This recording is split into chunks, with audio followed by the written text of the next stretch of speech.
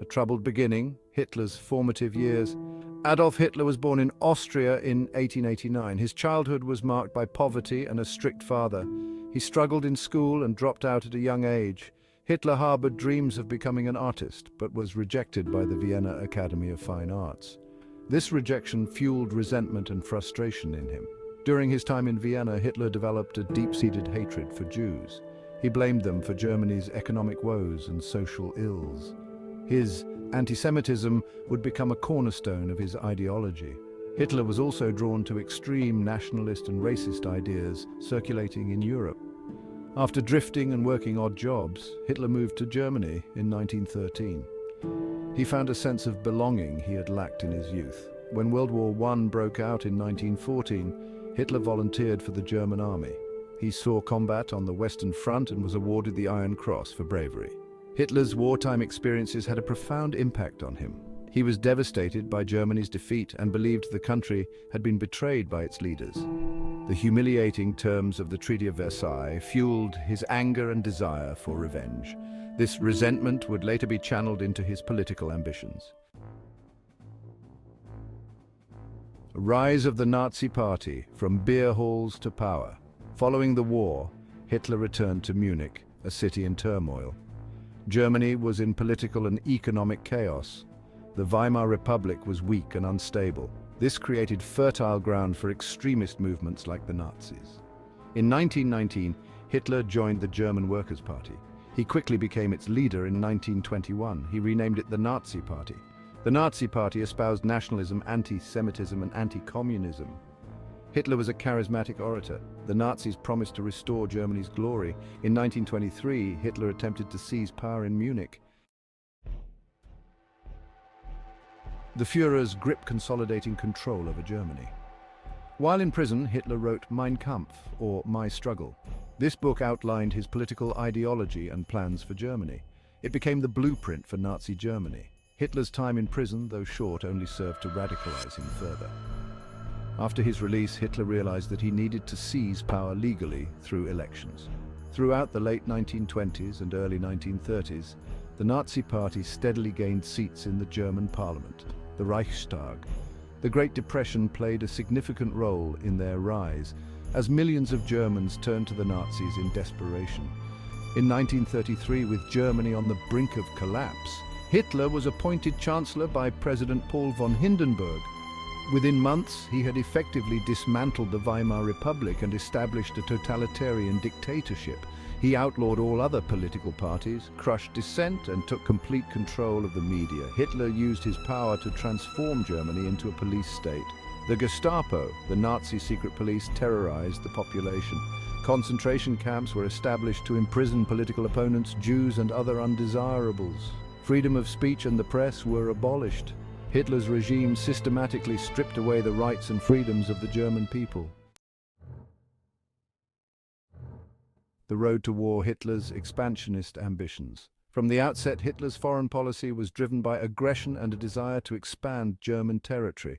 He believed that Germany needed Lebensraum, or living space, at the expense of other nations. He began by rebuilding Germany's military in defiance of the Treaty of Versailles. In 1936, Hitler sent troops into the Rhineland, a demilitarized zone bordering France. This act of aggression was met with little resistance from the international community.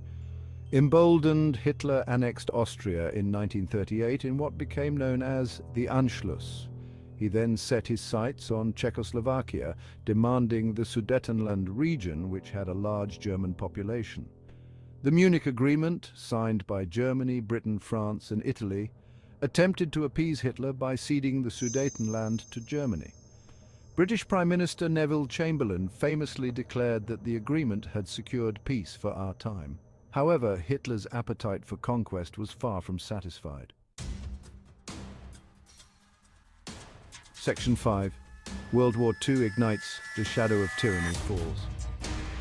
In March 1939, just months after the Munich Agreement, Hitler broke his promise and occupied the rest of Czechoslovakia. The world finally realized that appeasement had failed. Hitler's next target was Poland. He signed a non-aggression pact with Stalin's Soviet Union, securing his eastern border and paving the way for war. On September 1st, 1939, Germany invaded Poland, marking the beginning of World War II. Britain and France, honoring their commitments to Poland, declared war on Germany 2 days later. Within weeks, Poland was overrun by German and Soviet forces, divided between them as agreed in the secret protocols of the Molotov-Ribbentrop Pact. Hitler's Blitzkrieg, or Lightning War, utilizing tanks, planes, and coordinated infantry attacks, proved devastatingly effective. Denmark, Norway, the Netherlands, Belgium, and France all fell to the Nazi war machine in rapid succession. By the summer of 1940, Germany dominated most of continental Europe. Section 6. The Holocaust, a Stain on Humanity. As Hitler's armies marched across Europe, the Nazi regime unleashed a campaign of systematic genocide against Jews and other minority groups. This genocide, which became known as the Holocaust, was an act of unparalleled barbarity. Jews were rounded up and deported to concentration camps and extermination camps. They were subjected to forced labor, starvation, torture, and mass murder. Millions perished in gas chambers, shot by death squads, or worked to death.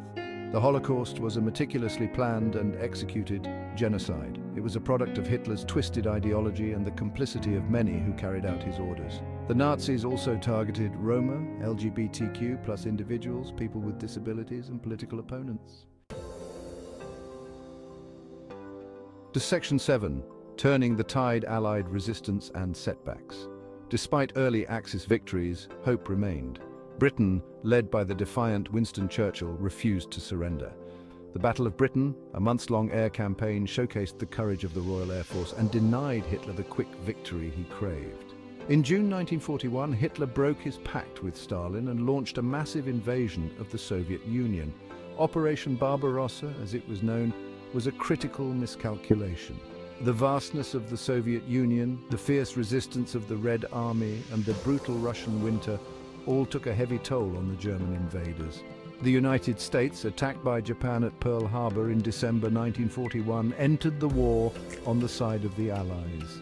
The tide was slowly turning against Germany. American industrial might, coupled with the unwavering resolve of the Allied nations, began to tilt the balance of power. Section 8. The Walls. Close in Germany on the defensive. By 1943, the tide of the war had definitely turned. The German defeat at Stalingrad in early 1943 marked a turning point in the war. In the west, Allied forces landed in Italy and began their long and bloody advance up the Italian peninsula.